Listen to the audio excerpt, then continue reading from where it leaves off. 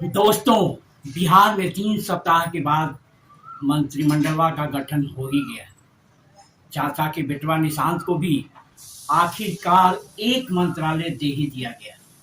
इतने पर चाचा भी खुश, बेटवा भी खुश। 3 हफ्ता तक बिहार में फैलवा धूल भागती रही। अब आप समझिए सकते हैं कि ये राजनीतिक लोग जनता के लिए कितने फिक्रमंद हैं।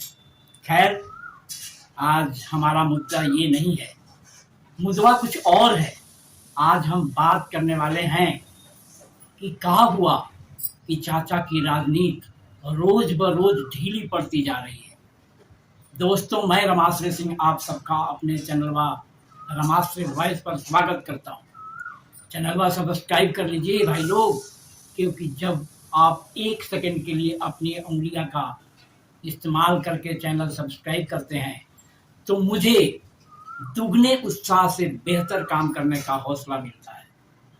वीडियो के अंत तक जरूर बने रहिए, क्योंकि आज हम जानने की कोशिश करेंगे कि आखिर नीतीश जी का इस तरह पतन कैसे हुआ।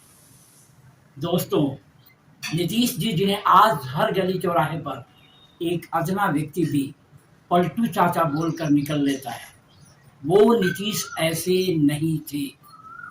यही कारण है कि आज भी कई लोग इस बात को मानने के लिए तैयार नहीं हैं कि नीतीश अब राजनीति में कुछ खास नहीं कर सकते।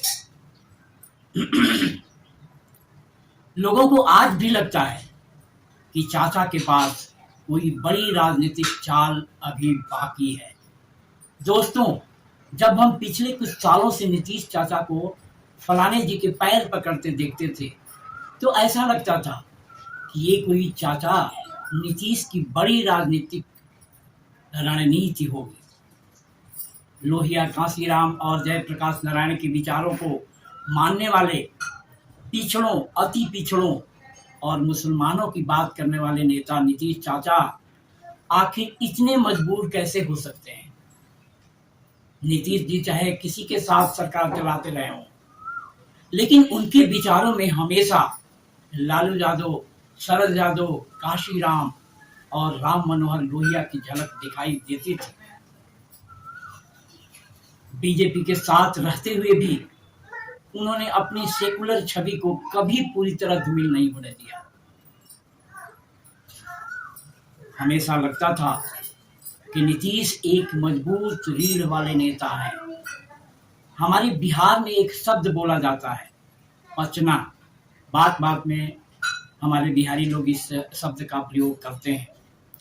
अब ये बात बिल्कुल नहीं पच रही है कि जहां अपने बेटे के लिए चाचा गृह मंत्रालय और उप मुख्यमंत्री का डिमांडवा कर रहे थे, वहीं आखिर में सिर्फ एक मंत्रालय लेकर संतुष्ट कैसे हो गए।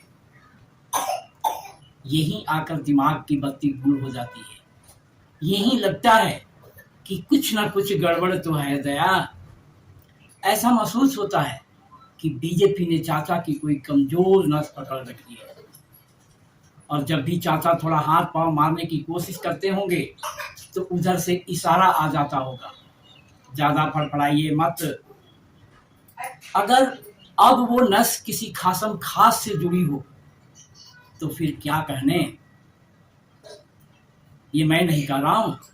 कुछ दिन पहले एक वीडियो वायरल हो रही थी, और वो वीडियो थी पूर्व आईपीएस अमिताभ दास की। इंसान पूरी जिंदगी आखिर अपने खास लोगों के लिए ही तो जीता है। चाचा जी भी जी रहे हैं तो इसमें कोई बुराई नहीं है। अब आप ये मत कह दीजिए कि कल तक चाचा अपने बड़े भाई लालू जी को पानी पी पी कर कोस रहे थे कि पूरी जिंदगी बच्चों को सेट करने में लगा दी। भाई लोग, ये राजनीति है। यहाँ नेता लोग सब जानते हैं कि जनता सब जानती है, फिर भी बोलते कुछ और हैं और करते कुछ और है। इनके लिए जनता बस चूहा है और ये लोग बिग पाइपर।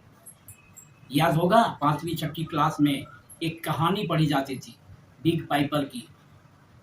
वो बांसुरी वाला होता है, गांव में आता है, बांसुरी बजाता है और अपने साथ गांव के सारे बच्चों को लेकर चला जाता है। राजनीति में भी कुछ वैसा ही खेल चलता है।